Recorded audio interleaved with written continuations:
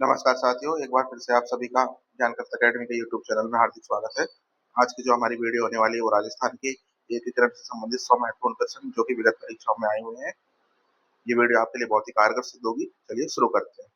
Question number 1, Rajasthan के एकीकरण की प्रक्रिया कितने चरणों में पूरी हुई? साथियों, जो राजस्थान का एकीकरण है वो कितने चरणों में पूरा हुआ था?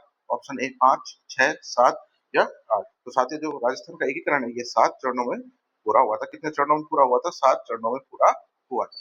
चलिए अगला प्रश्न देखते हैं।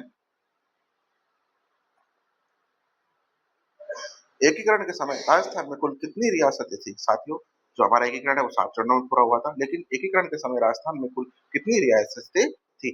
17, 18, 19 या 20? तो साथियों, एकीकरण के समय राजस्थान में जो कुल रियासतें थी वो 19 थी। ऑप्शन सी बिल्कुल सही हो जाएगा। एकीकरण के समय राजस्थान में, याद कर लीजिए, 19 रियासतें थी।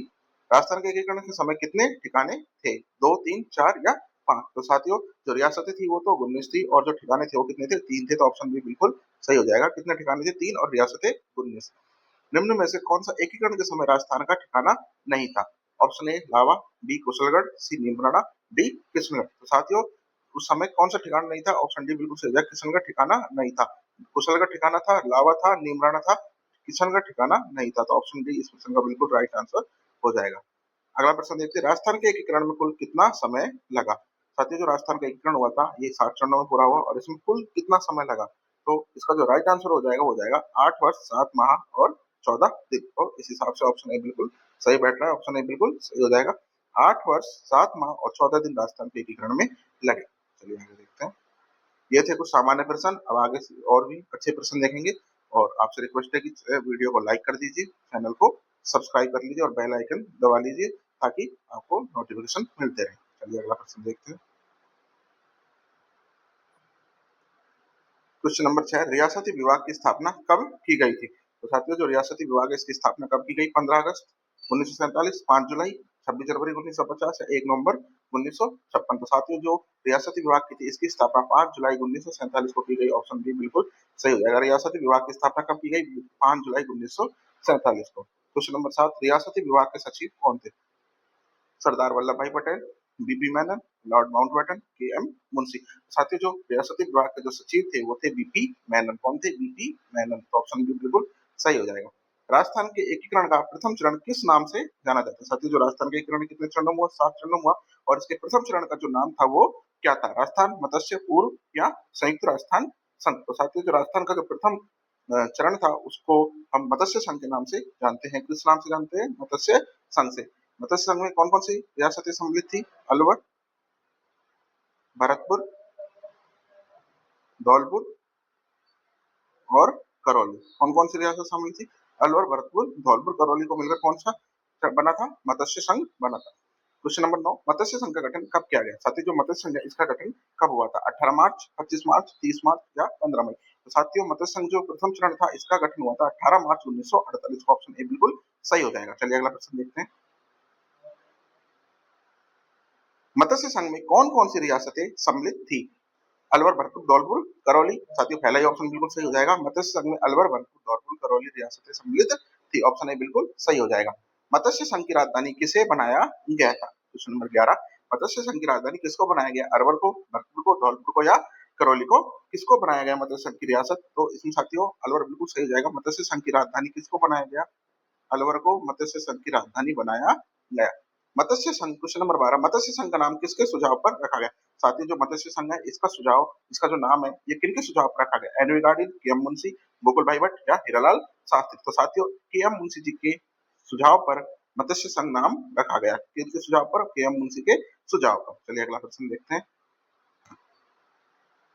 क्वेश्चन नंबर 13, मत्स्य संघ के राष्ट्र प्रमुख कौन बनाए गए? साथियों, कौन बनाए गए? उदयभान सिंह, तेज सिंह, विजेंद्र सिंह या गणेश पाल? तो साथियों, जो मत्स्य संघ के राष्ट्र प्रमुख बनाए गए थे वो बनाए गए थे उदयभान सिंह धौलपुर। तो ऑप्शन ए बिल्कुल सही हो जाएगा। कौन बनाए गए? उदयभान सिंह धौलपुर को मत्स्य संघ का राष्ट्र प्रमुख बनाया गया।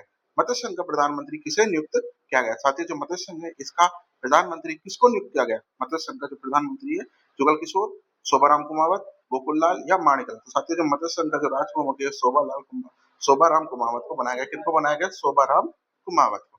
चलिए अगला प्रश्न देखते हैं। मत्स्य संघ का उद्घाटन किसने किया? जवाहरलाल नेहरू, सरदार वल्लभ भाई पटेल, बीपी मेनन या एनवी गाडगिल। तो साथियों जो मध्य संघ है इसका उद्घाटन किसने किया? एनवी गाडगिल ने किया। साथियों अब आपको मध्य संघ से रिलेटेड एक ही पेज में 3 प्रश्न मिल गए। साथियों मध्य संघ का राज प्रमुख कौन बनाया?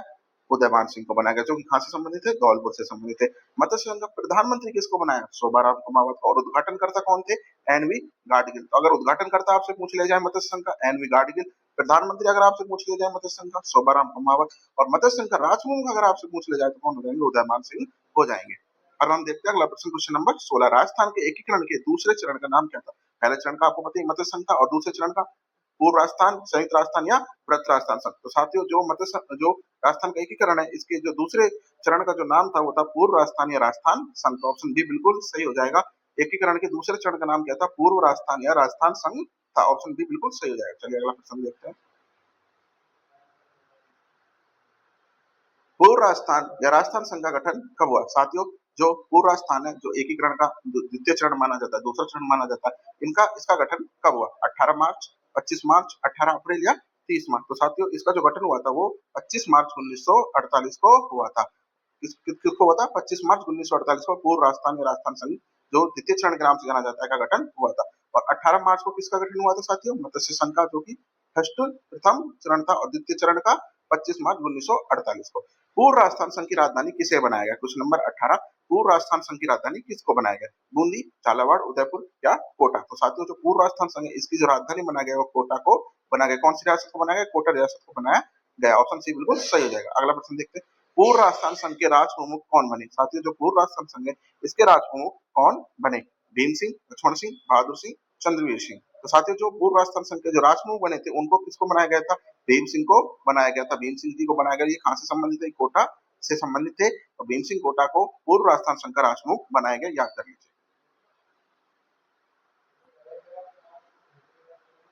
पूर्व राजस्थान संघ का प्रधानमंत्री किसे बनाया गया? साथियों जो पूर्व राजस्थान संघ है, इसका प्रधानमंत्री किसको बनाया गया? गोकुल लाला सावा, माणिकलाल वर्मा, हीरालाल शास्त्री या जयनारायण व्यास। तो साथियों गोकुल लाला सावा को पूर्व राजस्थान संघ का एकीकरण के द्वितीय चरण का प्रधानमंत्री बनाया गया। किनको बनाया गया? गोकुललाल असावा को। साथियों अगला प्रश्न देखते हैं। मैं अपने डेथ वारंट पर हस्ताक्षर कर रहा हूँ, ये कथन किसका? साथियों अब मैं अपने डेथ वारंट पर हस्ताक्षर कर रहा हूँ, ये कथन किसका है? लक्ष्मण सिंह डूंगरपुर, चंद्रवीर सिंह बांसवाड़ा, तेज सिंह अलवर या हनुमंत सिंह जोधपुर। तो साथियों मैं अपने डेथ वारंट पर हस्ताक्षर, बहुत इंपॉर्टेंट क्वेश्चन हो जाएगा, बार बार आता रहता है। चंद्रवीर सिंह बांसवाड़ा का ये कथन है, किसका? चंद्रवीर सिंह बांसवाड़ा का, कि मैं अपने डेथ वारंट पर हस्ताक्षर कर रहा हूँ। पूर्व राजस्थान संघ का उद्घाटन किसने किया? साथियों दोबारा प्रश्न आ गया। पूर्व राजस्थान संघ का उद्घाटन किसने किया? ऊपर पूछा था प्रधानमंत्री किनको बनाया? प्रधानमंत्री बनाया गोकुललाल सावा को।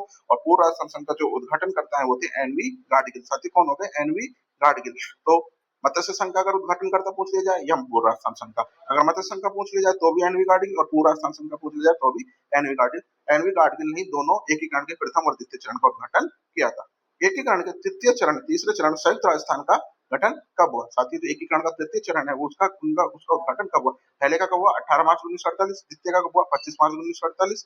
और तीसरे एकीकरण का जो तृतीय चरण का हुआ था, देखते हैं 25 मार्च, 18 अप्रैल, 30 मार्च या 15 मई। तो साथियों इस प्रश्न का जो सही आंसर हो जाएगा 18 अप्रैल 1948। एकीकरण के तृतीय चरण का उद्घाटन कब हुआ? 18 अप्रैल 1948 को एकीकरण के तृतीय चरण का उद्घाटन या गठन हुआ। संयुक्त राजस्थान का विलय पूर्व राजस्थान में कब किया गया? साथियों जो संयुक्त राजस्थान है, संयुक्त राजस्थान में किस रियासत का विलय पूर्व राजस्थान में किया गया? साथियों संयुक्त राजस्थान की जो एक रियासत थी, जिसका विलय पूर्व राजस्थान में कर दिया गया था, वो कौन सी थी? जयपुर, जोधपुर, बीकानेर या मेवाड़, जिसको उदयपुर के नाम से भी जानते हैं। तो साथियों इस क्वेश्चन का जो राइट आंसर हो जाएगा वो हो जाएगा संयुक्त राजस्थान की उदयपुर या मेवाड़ रियासत का विलय पूर्व राजस्थान में किया गया था। ऑप्शन डी बिल्कुल सही हो जाएगा। संयुक्त राजस्थान की राजधानी किसको बनाया गया? साथियों जो संयुक्त राजस्थान है, इसकी जो राजधानी है वो किसको बनाया? कोटा, उदयपुर, जयपुर या अजमेर। तो साथियों संयुक्त राजस्थान की राजधानी उदयपुर को बनाया गया। किसको बनाया गया? उदयपुर को बनाया गया। ऑप्शन बी बिल्कुल सही हो जाएगा।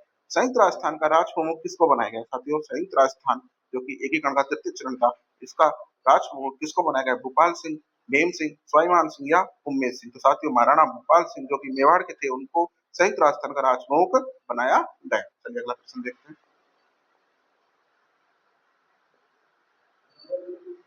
संयुक्त राजस्थान के प्रधानमंत्री कौन बने? साथियों संयुक्त राजस्थान के प्रधानमंत्री कौन बने? राजप्रमुख अभी हमने देखा भोपाल सिंह थे, महाराणा भोपाल सिंह थे। अब हम प्रधानमंत्री देख रहे हैं संयुक्त राजस्थान और एकीकरण के तृतीय चरण के गोकुल लाल सावा, माणिकलाल वर्मा, हीरालाल शास्त्री या गोकुल भाई बट तो साथियों इस प्रश्न का जो राइट आंसर हो जाएगा वो जाएगा माणिक्यलाल वर्मा को संयुक्त राजस्थान या एकीकरण के तृतीय चरण का प्रधानमंत्री बनाया गया। ऑप्शन बी बिल्कुल सही हो जाएगा।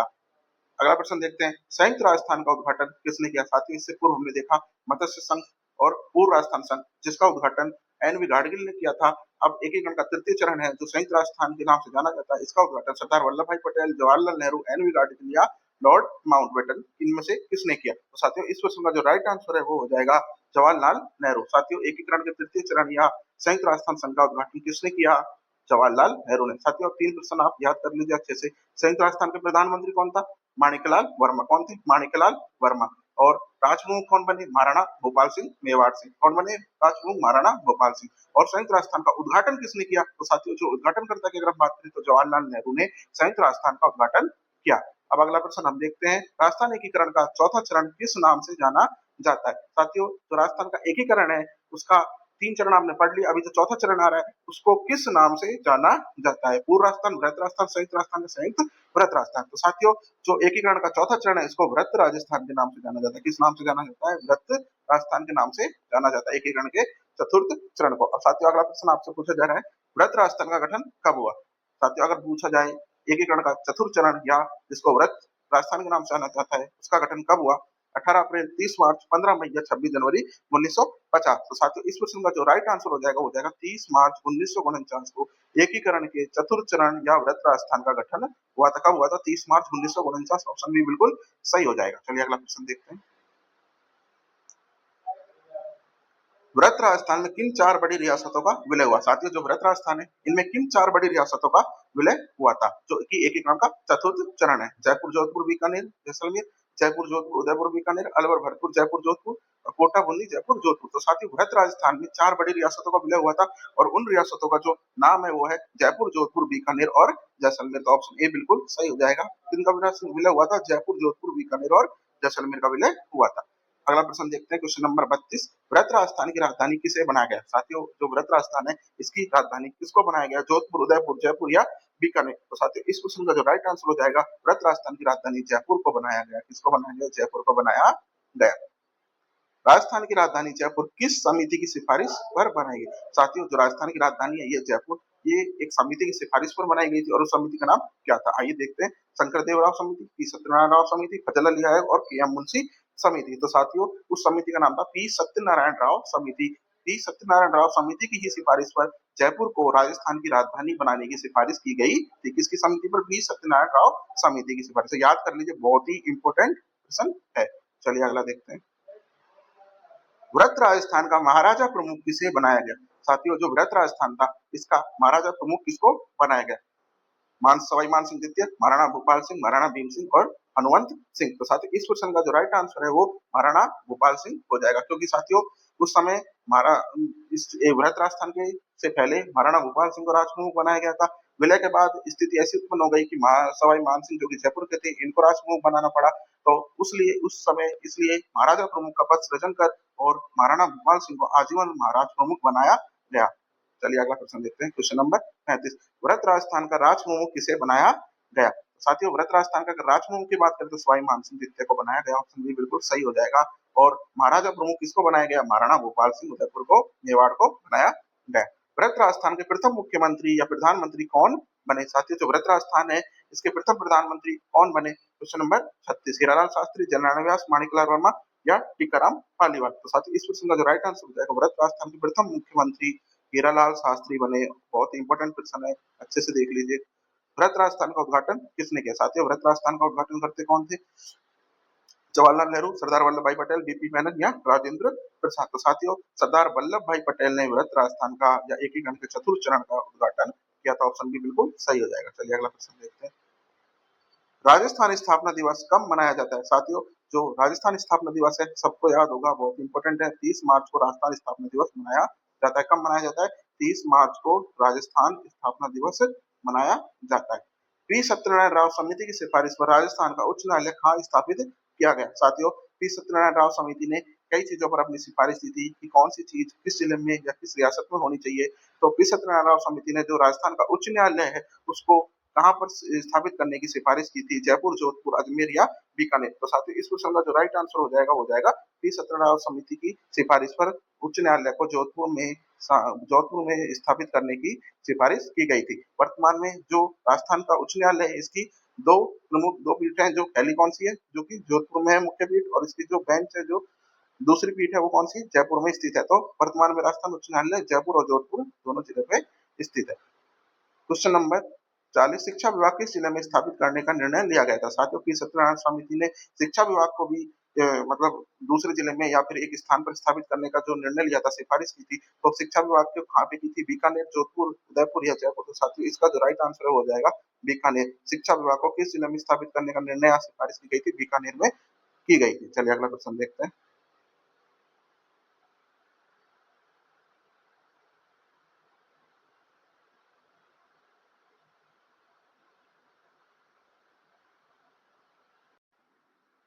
अगला प्रश्न देखते हैं, क्वेश्चन नंबर 41, कृषि विभाग की स्थापना किस जिले में की गई? साथियों, पी सत्यनारायण समिति ने कृषि विभाग, शिक्षा विभाग, उच्च न्यायालय, इन सभी की जो एक स्थान पर स्थापित करने की समीक्षा की थी, सिफारिश की थी।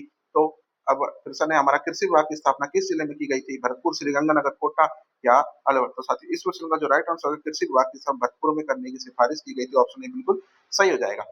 खनिज एवं कस्टम विभाग कहाँ स्थापित किया गया था? साथियों, खनिज और कस्टम विभाग है, इसकी स्थापना या स्थापित करने की कहाँ पे सिफारिश की गई थी? तो इस क्वेश्चन का जो राइट आंसर हो जाएगा उदयपुर में। तो साथियों, खनिज और कस्टम विभाग की कहाँ की गई थी? उदयपुर में। शिक्षा विभाग की कहाँ की गई थी? बीकानेर में। खनिज विभाग की कहाँ की गई थी? उदयपुर में। कृषि विभाग की कहाँ की गई थी? भरतपुर में। और शिक्षा विभाग की बीकानेर में। और उच्च न्यायालय की कहाँ पे की गई थी? जोधपुर में की गई थी। वन एवं सहकारी विभाग कहाँ पर रखा गया? साथियों, वन एवं सहकारी विभाग है, इसकी सिफारिश कहाँ पर रखने की गई थी? तो इस क्वेश्चन का जो राइट आंसर हो जाएगा, वो हो जाएगा कोटा। कौन सा? कोटा। तो अब यहाँ पे हमारे सीधे सीधे 5 क्वेश्चन बन गए। कृषि विभाग की भरतपुर, खनिज विभाग की उदयपुर, वन एवं सहकारी विभाग की कोटा, शिक्षा विभाग की बीकानेर और उच्च न्यायालय की जोधपुर में सिफारिश की गई थी। अगला प्रश्न देखते हैं, क्वेश्चन नंबर 44, राजस्थान के एकीकरण का 5वां चरण किस नाम से जाना जाता है? साथियों, चौथा चरण वृहत राजस्थान था, तो 5वां हो गया संयुक्त वृहत राजस्थान के नाम से 5वें चरण को जाना जाता है। किस नाम से? संयुक्त वृहत राजस्थान के नाम से एकीकरण के 5वें चरण को जाना जाता है। संयुक्त वृहत राजस्थान का निर्माण कब हुआ? 30 मार्च, 15 मई, 26 जनवरी, 1 नवंबर 1956? तो साथियों, 15 मई 1949 को एकीकरण के 5वें चरण, जिसको संयुक्त वृहत राजस्थान के नाम से जाना जाता है, का गठन हुआ था। अगला प्रश्न देखते हैं, वृहत राजस्थान में मत्स्य संघ का विलय किस चरण में किया गया? साथियों, जो वृहत राजस्थान में उसमें मत्स्य संघ का विलय किया गया था, ये किस चरण में किया गया था? पंचम, चतुर्थ, षष्टम या सप्तम? तो साथियों, पंचम चरण या 5वें चरण में हम कह सकते हैं, 5वें चरण में वृहत राजस्थान में मत्स्य संघ का विलय किया गया था। अगला प्रश्न देखते हैं, मत्स्य संघ का विलय किस समिति की सिफारिश पर किया गया था? साथियों, जो मत्स्य संघ है, इसका जो विलय किया गया था, किसमें? वृहत राजस्थान में किया गया था। कौन से चरण में किया गया था? 5वें चरण में किया गया था। किस समिति की सिफारिश पर किया गया था? तो इसका जो राइट आंसर हो जाएगा, वो शंकर देवराव समिति की सिफारिश पर किया गया था। राजस्थान में जो शिक्षा विभाग, खनिज विभाग, उच्च न्यायालय, कृषि विभाग आदि की जो स्थापना करने की जो सिफारिश की गई थी, वो की गई थी सत्यनारायण राव समिति की सिफारिश पर। और मत्स्य संघ का विलय किस समिति की सिफारिश पर किया गया? सत्यनारायण शंकर राव देव समिति की सिफारिश पर मत्स्य संघ का विलय वृहत राजस्थान में 5वें चरण में किया गया। चलिए अगला प्रश्न देखते हैं।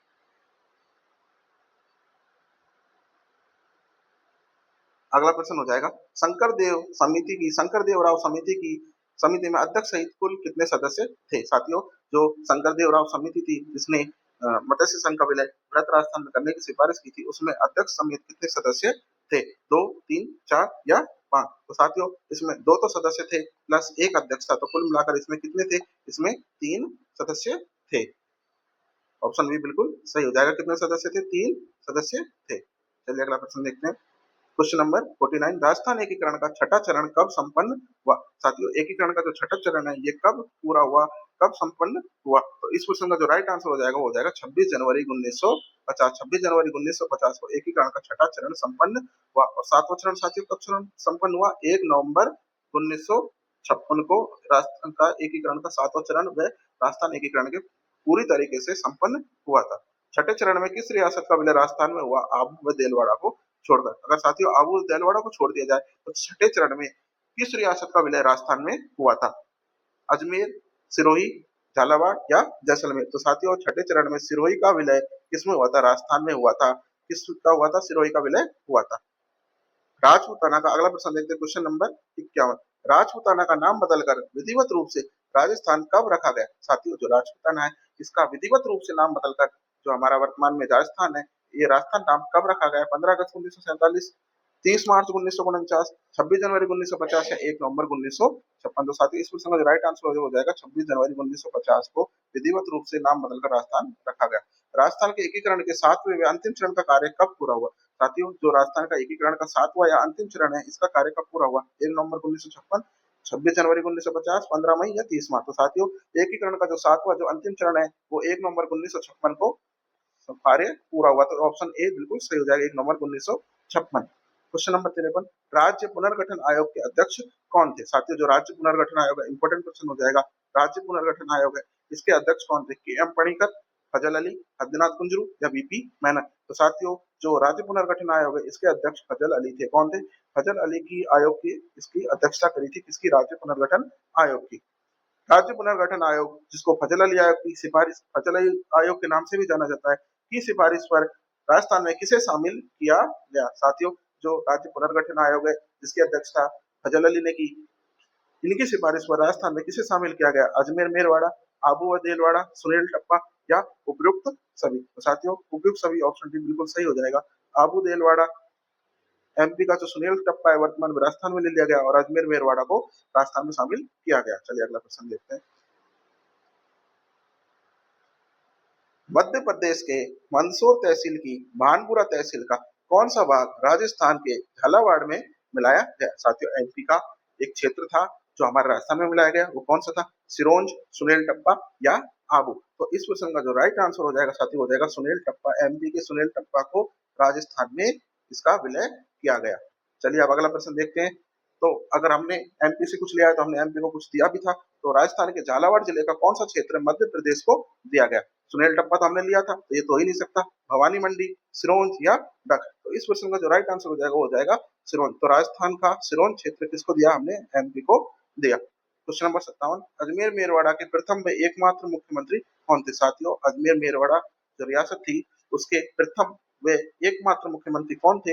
हीरालाल शास्त्री, हरिभाऊ उपाध्याय, गोकुल भाई भट्ट या माणिक्यलाल वर्मा। तो साथियों हरिभाऊ उपाध्याय इस क्वेश्चन का राइट आंसर हो जाएगा। अजमेर मेरवाड़ा के एकमात्र मुख्यमंत्री कौन थे? हरिभाऊ उपाध्याय।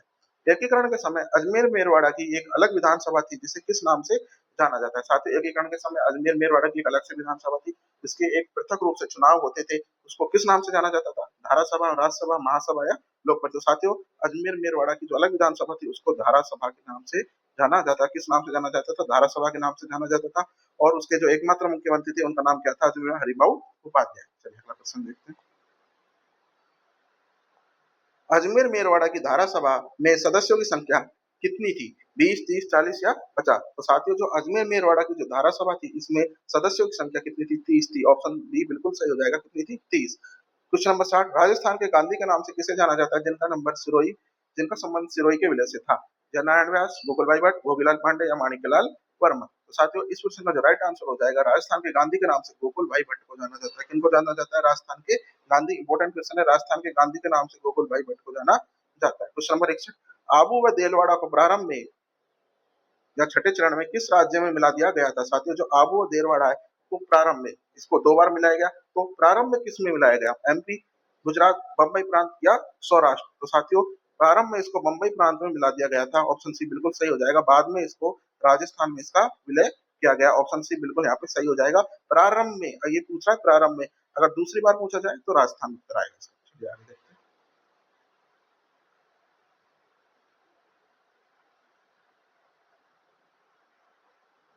एकीकरण के समय राजस्थान की सबसे पुरानी रियासत कौन सी थी? साथियों जो एकीकरण है इसके समय राजस्थान की सबसे पुरानी रियासत कौन सी थी? मारवाड़, मेवाड़, आमेर या बीकानेर। साथियों एकीकरण के समय सबसे पुरानी अगर रियासत की बात करें तो बी ऑप्शन मेवाड़ बिल्कुल सही हो जाएगा। एकीकरण के समय सबसे प्राचीन या पुरानी रियासत मेवाड़ थी। क्वेश्चन नंबर 63, एकीकरण के समय राजस्थान की सबसे नवीनतम रियासत कौन सी थी? झालावाड़, टोंक, किशनगढ़ या शाहपुरा। तो साथियों एकीकरण के समय जो सबसे नवीनतम रियासत थी वो थी झालावाड़। अगर सबसे नवीनतम की पूछ लिया जाए तो कौन सा? ऑप्शन है झालावाड़। सबसे प्राचीन या सबसे पुरानी पूछ ली जाए तो मेवाड़ या उदयपुर। क्वेश्चन नंबर 64, झालावाड़ रियासत की स्थापना अंग्रेजों द्वारा कब की गई थी? साथियों जो झालावाड़ रियासत है इसकी स्थापना अंग्रेजों द्वारा की गई थी। वह किस सन में की गई? 1817, 1838, 1857 या 1888। तो साथियों इस प्रश्न का राइट आंसर हो जाएगा ऑप्शन बी 1838 में झालावाड़ रियासत की स्थापना अंग्रेजों के द्वारा की गई थी।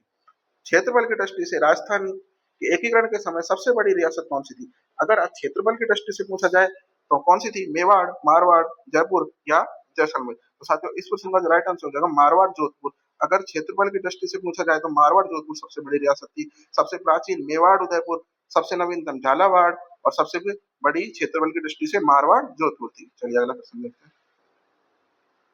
क्षेत्रफल की दृष्टि से सबसे छोटी रियासत कौन सी थी? शाहपुरा, प्रतापगढ़, किशनगढ़ या डूंगरपुर? तो साथियों क्षेत्रफल की दृष्टि से सबसे छोटी जो रियासत थी वो थी शाहपुरा। क्षेत्रफल की दृष्टि से सबसे छोटी कौन सी हो गई? शाहपुरा। और क्षेत्रफल की दृष्टि से अगर सबसे बड़ी की बात करें तो मारवाड़ जोधपुर। जनसंख्या की दृष्टि से सबसे बड़ी रियासत कौन सी थी? साथियों जनसंख्या की दृष्टि से अगर देखा जाए तो जो सबसे बड़ी रियासत थी वो थी ऑप्शन बी जयपुर। जनसंख्या की दृष्टि से सबसे बड़ी जोधपुर, क्षेत्रफल की दृष्टि से मारवाड़ जोधपुर और क्षेत्रफल की दृष्टि से सबसे छोटी देखी जाए तो शाहपुरा थी। और सबसे नवीनतम कौन सी थी? झालावाड़ थी। और सबसे प्राचीनतम कौन सी थी? मेवाड़ उदयपुर। जनसंख्या की दृष्टि से सबसे छोटी रियासत कौन सी थी? जनसंख्या की दृष्टि से सबसे बड़ी जयपुर और सबसे छोटी कौन सी होगी? शाहपुरा, जैसलमेर, प्रतापगढ़ या किशनगढ़? तो साथियों जनसंख्या की दृष्टि से भी सबसे छोटी कौन सी थी? शाहपुरा ही थी। और क्षेत्रफल की दृष्टि से सबसे छोटी कौन सी थी? शाहपुरा थी। अगर जनसंख्या की दृष्टि से सबसे छोटी पूछी जाए और क्षेत्रफल की दृष्टि से भी सबसे छोटी पूछी जाए तो शाहपुरा ही उत्तर आएगा। चलिए अगला प्रश्न देखते हैं। राजस्थान की एकमात्र मुस्लिम रियासत कौन सी थी? अजमेर, नागौर, टोंक या झुंझुनू? तो साथियों राजस्थान की एकमात्र मुस्लिम रियासत टोंक हो जाएगी। ऑप्शन बी बिल्कुल सही हो जाएगा।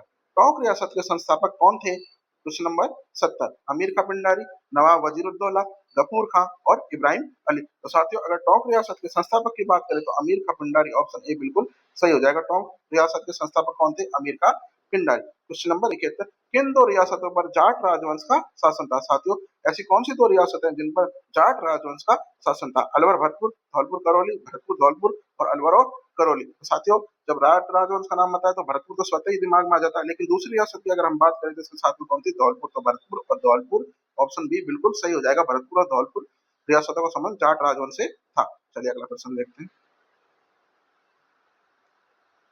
विलय पत्र जिसको इंस्ट्रूमेंट ऑफ एक्सेशन पर हस्ताक्षर करने वाली, साथ ही विलय पत्र जिसको इंस्ट्रूमेंट ऑफ एक्सेशन के नाम से जाना जाता है, पर हस्ताक्षर करने वाली राजस्थान की प्रथम रियासत कौन सी थी? साथियों राजस्थान की ऐसी कौन सी रियासत थी जिसने विलय पत्र पर सर्वप्रथम हस्ताक्षर किए थे? बीकानेर, जयपुर, जोधपुर या मेवाड़? तो साथियों जो विलय पत्र पर सर्वप्रथम हस्ताक्षर करने वाली जो रियासत थी वो थी बीकानेर। ऑप्शन ए बिल्कुल सही हो जाएगा। विलय पत्र पर सबसे पहले हस्ताक्षर करने वाली कौन सी थी? बीकानेर रियासत थी। Question number 73। बीकानेर के किस शासक ने सबसे पहले विलय पत्र पर हस्ताक्षर किए थे? तो साथियों सबसे पहले विलय पत्र पर हस्ताक्षर करने वाली बीकानेर थी, लेकिन उस समय बीकानेर के जो शासक कौन थे जिन्होंने हस्ताक्षर किए थे? शार्दुल सिंह, डूंगर सिंह, गंग सिंह, करण सिंह? तो ऑप्शन बी शार्दुल सिंह इस प्रश्न का राइट आंसर हो जाएगा। बीकानेर के शार्दुल सिंह ने सर्वप्रथम विलय पत्र पर हस्ताक्षर किए थे। विलय पत्र पर सबसे अंत में हस्ताक्षर करने वाली रियासत कौन सी थी? सर्वप्रथम जिसने किया बीकानेर। और सबसे अंत की बात करें तो जैसलमेर, सिरोही, धौलपुर या भरतपुर? तो ऑप्शन सी बिल्कुल सही हो जाएगा। धौलपुर ने सबसे अंत में हस्ताक्षर किए थे। चलिए अगला प्रश्न देखते हैं।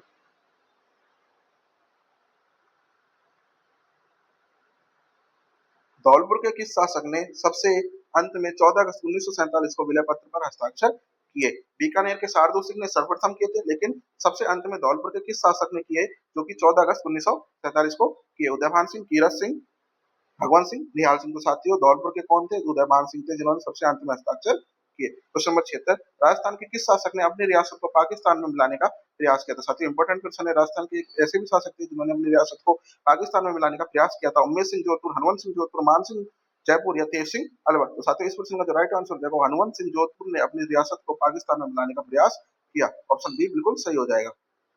किस रियासत ने भारत छोड़ो आंदोलन 1942 में भाग नहीं लिया था? साथियों ऐसे कौन से किसान है, कौन सी रियासत है जिन्होंने भारत छोड़ो आंदोलन 1942 में भाग नहीं लिया था?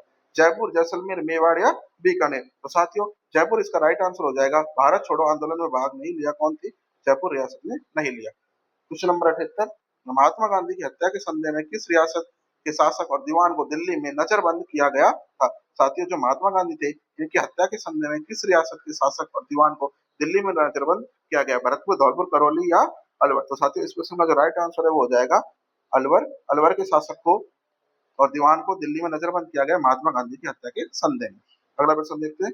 अलवर के किस शासक को महात्मा गांधी की हत्या की जांच के दौरान नजरबंद किया गया था? साथियों अभी रियासत पूछी गई अलवर, अब शासक पूछा है तो शासक का जो नाम आ जाएगा वो आ जाएगा तेज सिंह, जय सिंह, विनय सिंह या बख्तावर सिंह। तो इस क्वेश्चन का जो राइट आंसर है वो जाएगा तेज सिंह। तेज सिंह को महात्मा गांधी की हत्या की जांच के दौरान नजरबंद किया गया था। अगला प्रश्न देखते हैं। अगला प्रश्न 80 नंबर, एकीकरण के समय लावा ठिकाना किस रियासत का हिस्सा था? साथियों, एकीकरण के समय राजस्थान में 19 रियासतें थी, 3 ठिकाने थे, उन 3 ठिकानों में से एक लावा ठिकाना था और वो किस रियासत का हिस्सा था? तो टोंक, जयपुर, मेवाड़ या जोधपुर। तो साथियों, जो लावा ठिकाना है ये जयपुर रियासत का हिस्सा था। ऑप्शन बी बिल्कुल सही हो जाएगा। लावा ठिकाने को जुलाई 1948 में किस रियासत में मिला दिया गया था? साथियों, जो लावा ठिकाना है इसको जुलाई 1948 में किस रियासत में मिलाया गया था? टोंक, अजमेर, जयपुर, भरतपुर। साथियों, इसका आंसर हो जाएगा ऑप्शन बी, जयपुर में मिला दिया गया था। अगला प्रश्न देखते हैं। नीमराना ठिकाना किस रियासत के अंतर्गत आता था? साथियों, जो नीमराना ठिकाना है ये किस रियासत के अंतर्गत आता था? जयपुर, भरतपुर, सीकर और अलवर। तो साथियों, नीमराना अलवर रियासत के अंतर्गत आता था। ऑप्शन सी बिल्कुल सही हो जाएगा। चलिए अगला प्रश्न देखते हैं। कुशलगढ़ ठिकाना किस रियासत का भाग था? साथियों, लावा ठिकाने की बात करें तो जयपुर हो जाएगा और नीमराना ठिकाने की बात करें तो अलवर आ जाएगा। लेकिन अगर कुशलगढ़ ठिकाने की बात करें तो ये किस रियासत का भाग था? डूंगरपुर, बांसवाड़ा, प्रतापगढ़ या बांसवाड़ा। तो साथियों, जो कुशलगढ़ है ये बांसवाड़ा रियासत का भाग था। कौन सी रियासत का? इंपोर्टेंट है ये, तीनों ठिकानों में सबसे इंपोर्टेंट मान लीजिए। जो कुशलगढ़ ठिकाना है ये बांसवाड़ा रियासत का भाग था। प्रश्न नंबर 84, किस रियासत ने अपना पहला स्वतंत्रता दिवस नहीं मनाया था? साथियों, ऐसी भी एक रियासत थी जिन्होंने अपना पहला स्वतंत्रता दिवस मनाया ही नहीं था। जोधपुर, जैसलमेर, बीकानेर या अलवर। तो साथियों, जैसलमेर रियासत ने अपना पहला स्वतंत्रता दिवस नहीं मनाया था। ऑप्शन बी बिल्कुल सही हो जाएगा। राजस्थान यूनियन बनाने के उद्देश्य से 25 व 26 जून 1946 को राजपूताना, गुजरात और मालवा के नरेशों का सम्मेलन किसने बुलाया था? साथियों, राजस्थान यूनियन बनाने का प्रस्ताव रखा था और उसको बनाने के उद्देश्य से 25-26 जून को राजपूताना, गुजरात और मालवा के नरेशों का सम्मेलन किसने बुलाया? तो साथियों, देखते हैं। मेवाड़ महाराणा भोपाल सिंह, जयपुर सवाई मान सिंह, जोधपुर महाराजा हनुवंत सिंह या कोटा महाराज भीम सिंह। तो साथियों, इस प्रश्न का जो राइट आंसर है वो हो जाएगा मेवाड़ महाराणा भोपाल सिंह ने राजस्थान यूनियन बनाने के उद्देश्य से मालवा नरेशों का, गुजरात का और राजस्थान के नरेशों का सम्मेलन बुलवाया था। तो ऑप्शन ए बिल्कुल सही हो जाएगा। चलिए अगला प्रश्न देखते हैं।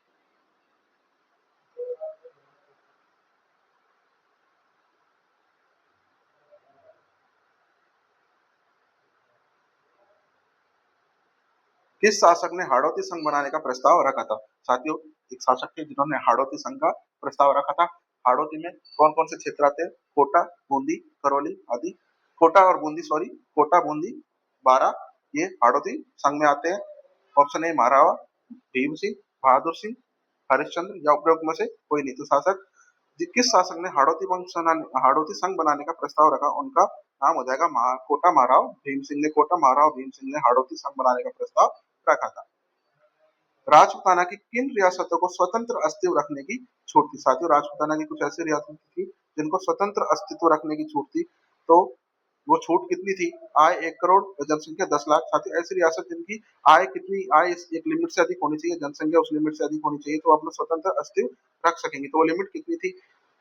1 करोड़ या जनसंख्या 10 लाख, 50 लाख या जनसंख्या 5 लाख, 2 करोड़ या जनसंख्या 20 लाख या आय 5 करोड़ या जनसंख्या 50 लाख। तो साथियों, उस लिमिट थी 1 करोड़ की, आय कम से कम 1 करोड़ होनी चाहिए और जनसंख्या 10 लाख होनी चाहिए तो अपना स्वतंत्र अस्तित्व रख सकती है। चलिए अगला प्रश्न देखते हैं।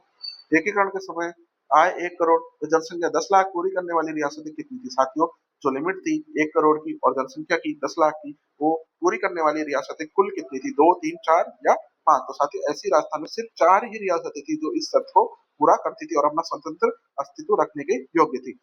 वे 4 रियासतें कौन सी थी जो स्वतंत्र अस्तित्व की शर्त पूरी करती थी? तो साथियों, यहाँ पे स्वतंत्र अस्तित्व रखने की जो शर्त पूरी करती थी वो 4 रियासतें कौन सी थी? तो इस क्वेश्चन का जो राइट आंसर हो जाएगा साथियों वो हो जाएगा जयपुर, जोधपुर, बीकानेर और उदयपुर। ऑप्शन ए बिल्कुल सही हो जाएगा। 4 ही रियासतें ऐसी थी, जयपुर, जोधपुर, बीकानेर और उदयपुर, जो अपना स्वतंत्र अस्तित्व रख सकती थी। चलिए अगला प्रश्न देखते हैं।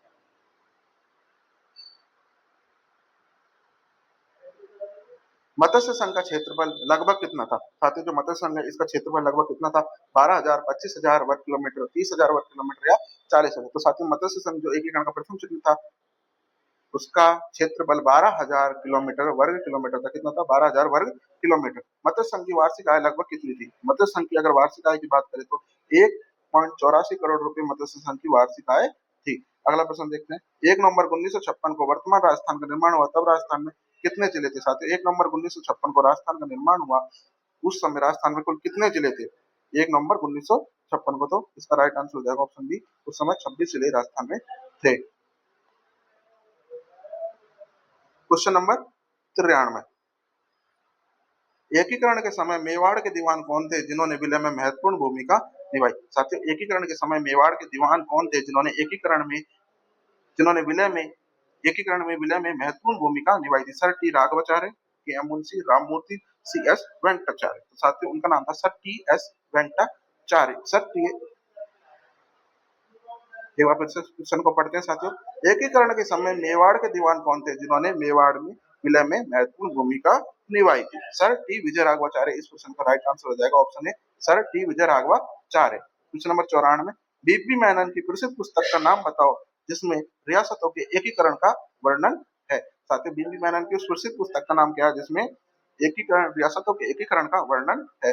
The story of the integration of the Indian states, the Princy states of India, making of India and discovery of India. तो साथियों इस क्वेश्चन का राइट आंसर हो जाएगा the story of the integration of the Indian states. इस question का option A बिल्कुल right answer हो जाएगा। किस समिति की सिफारिश पर मत्स्य संघ को वृहत राजस्थान में मिलाया गया? साथियों ऐसी कौन सी समिति थी जिसकी रियासत पर मत्स्य संघ को वृहत राजस्थान में मिलाया गया? रिपीट हुआ है प्रश्न, आपको ऊपर बता दिया गया था। इस क्वेश्चन का जो राइट आंसर है वो हो जाएगा शंकर देव राव समिति की सिफारिश पर मत्स्य संघ को वृहत राजस्थान में मिलाया गया। चलिए आगे देखते हैं।